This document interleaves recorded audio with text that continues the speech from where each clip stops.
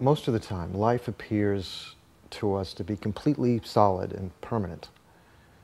We believe this fixed view of our bodies and our thoughts and the projections of our lives and the world around us. Believe it's all true. According to Buddhism, this habit of misapprehending everything we experience is the root of all of our problems. In particular, when we think that I am real, solid, and unchanging, we put all of our energy into defending the happiness of this I at the cost of everything and everyone else. The Buddha realized this is the greatest ignorance we suffer from, and with his earth-shaking teachings on emptiness, he said, wait a minute, the world isn't as concrete as you think. Why don't you analyze what you call reality very, very carefully and check to see if it really exists the way you think. The truth is, nothing exists as it appears. And by realizing this, you'll create a happier situation for yourself and for others. This wisdom that realizes emptiness is extraordinary and has the power to free us at any moment.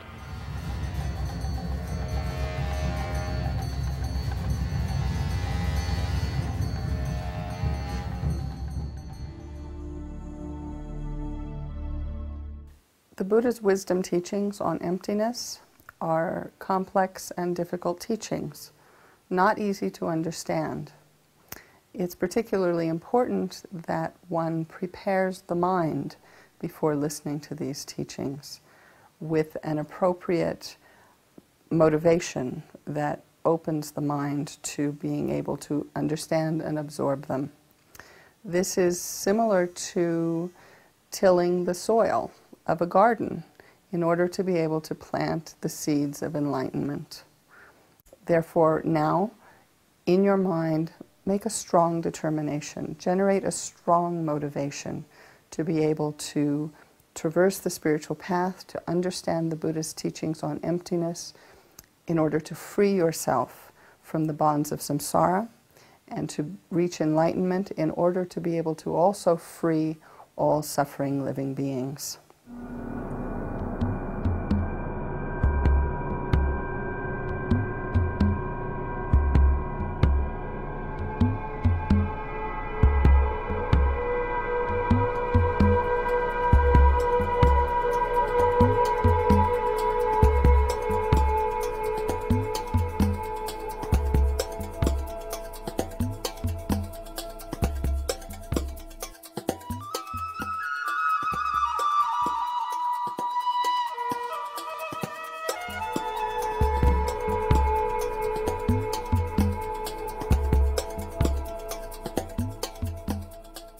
Very important point, you see, to release our say, confused mind or the confusion, to cut our hallucination, this the biggest suffering in our life, which continuation, this hallucination we had from beginning this samsara brought this hallucination, you see, the truly existence appearance, you see,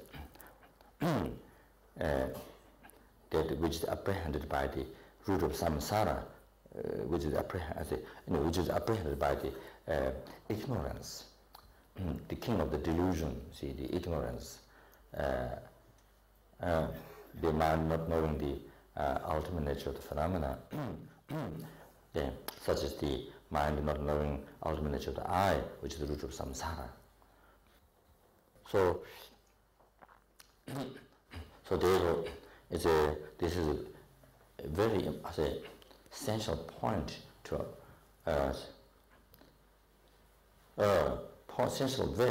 essential point to know what is the false, what is the truth in your life. So in order to realize in this, first you have to recognize objectively repeated the false I, which is you have to recognize the false I, which is false. As you root the ignorance, not knowing what is I. Even though we think I 24 hours, we talk always I, like chanting Om Mani Padme Hum. we think I. 24 hours we say we think I, but do not know what is I. We fight for the I. We fight for this I. We kill other people. We kill even for this I. Even we have to kill people, kill other people, other sentient beings. Create so many, give so many harms. Killing, stealing, sexual conduct, telling lies, so many harms to give so many harm to others for this I, for to protect this I, for the happiness of this I, to give happiness to this I. But we do not know, but no idea what is I. No knowledge of what is I. This false I is the inherently existing I that which appear to you, even though it's merely labeled, but appear you not merely labeled. So this is there, this appearance there, from beginningless is both up to now, but you never recognized that that is false.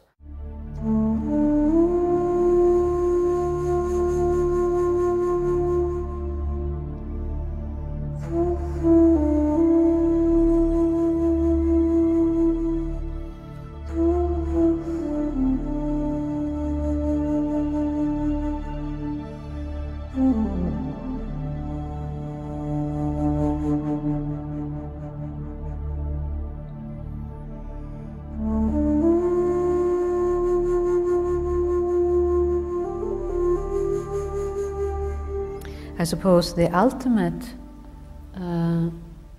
analysis to overcome attachment is to analyze the nature of I. And also, when we analyze the nature of self, or the persons we are attached to, like I mentioned before, we can't pinpoint the real person there that we are attached to. So we end up with a sense of emptiness, and not the ordinary emptiness like an empty room, but just the emptiness of not being able to find that object of attachment. That doesn't exist there in that person the way we perceive it. So when you experience the emptiness again, mind becomes very happy and relaxed. And the same when we analyze ourselves, if we are in a state of attachment and greed for something, then one can analyze, where is this greedy me? Where does this greedy me exist? How does it exist? So then you try to look. Is it my body? Is it my mind? You try to investigate, where is this greedy me? Is it oneness with my mind? Am I greed? Am I in the nature of greed? Can't be, isn't it? Because then you would have to be greedy all the time. So I'm not my greed.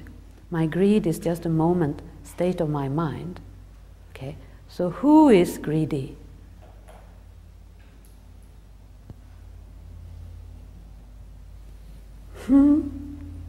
When you research inside, you can't pinpoint this independent self that is sitting there somewhere being greedy.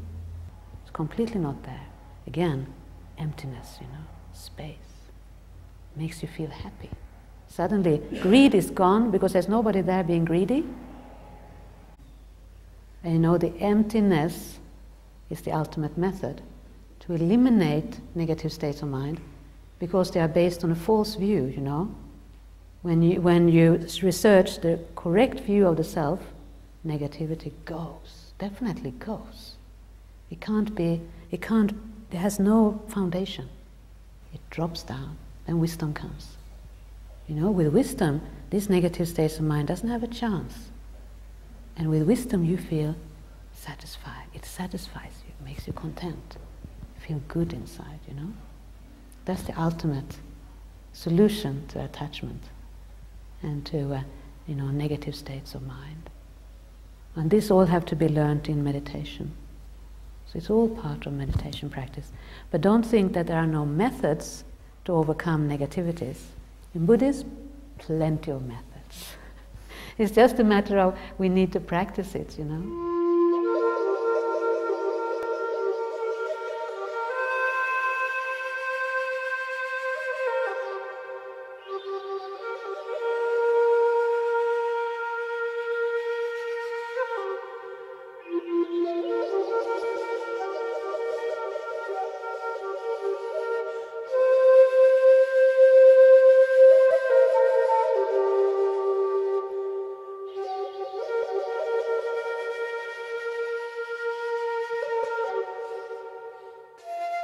According to Buddhism in general, you have the conventional mode of how things exist, which is the Davidness of David and the carpetness of carpet and the cupness of cups and like that. They've all got their own distinct conventional mode of existing, and they're all kind of in that, within that context, exist, conventionally speaking.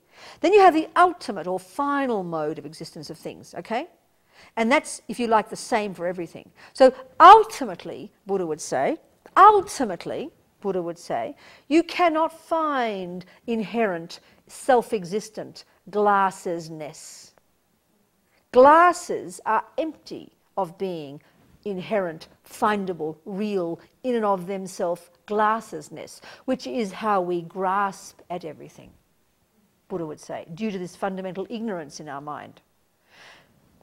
It is empty of that, and empty in this sense simply means lacking that type of existence. But the ignorance within our mind, Buddha is saying, which is completely pervasive, absolutely clings to that, believes it, sees it 1,000,000,000% unceasingly. And it's a total, big, fat, rotten lie. And it's the mother of all lies, the cause of all suffering, the cause of universes, finally, the cause of everything. Okay, Buddha says it is empty of all of this. Ultimately, you cannot find glasses. Ultimately, there is no glasses from its own side. There's no David from its own side. There's no carpet from its own side. There's no kaka from its own side. The emptiness of everything, the emptiness of kaka and the emptiness of you is the same. All are empty or lack an ultimate reality, a final reality, a findable inherentness. Conventionally, nevertheless, we indeed can point to glasses, not a problem. There are glasses there, and it would be very stupid to call it a cup. You'd be in trouble. Coffee would burn you. So the thing is, right now, there's this huge contradiction when we hear about, oh, there are glasses. Grasp. No, sorry, there are no glasses. Oh my God, chuck them out with the bathwater. We go too far. We have these two extreme ways of seeing. So we either cling to everything as having an inherent eternalistic nature. Now, interestingly, philosophically speaking, Buddhism would say that Christianity and Hinduism and Islam have this view. Just talking philosophically, not being sectarian here. Okay? Have the view of real, solid, self-existent something, real, solid, self-existent out there God, real, solid, self-existent soul. Buddhism would assert that it's not possible to be this.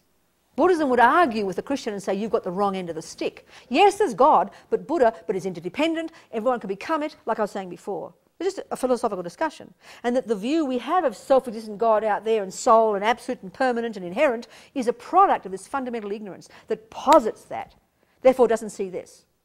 So these two extreme views we have, either the nihilistic one, chuck the baby out with the bathwater, or, oh, grasp, you know? And these are the instinctive ways that our mind thinks now. So what Buddha says is there's this view that ultimately there is no glasses, but the more you understand how there is glasses conventionally in its appropriate way, the more you get that it's empty. And the more you realise how there is no glasses from its own side, the more it helps you understand conventional. Okay, the shorthand for conventional reality is dependent arising.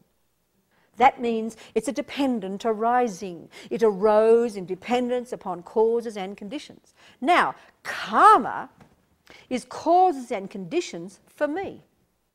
Right now, because of ignorance in my mind, I cling to and believe in a self-existent, real, solid, out here, schizophrenic, separate, made by somebody else, hopeless victim me-ness, which gives rise to attachment and anger and pride and jealousy and all the suffering, right? All coming from this fundamental ignorance, this fundamental misconception that is the exact opposite of the truth, that I'm a completely interdependent scenario. So because everything is empty, there can be even karma. Therefore, there is no real glasses. Therefore, there is no real Rabina, self-existent, solid, poor victim, mean, nasty, horrible David. They are the creations of ignorance.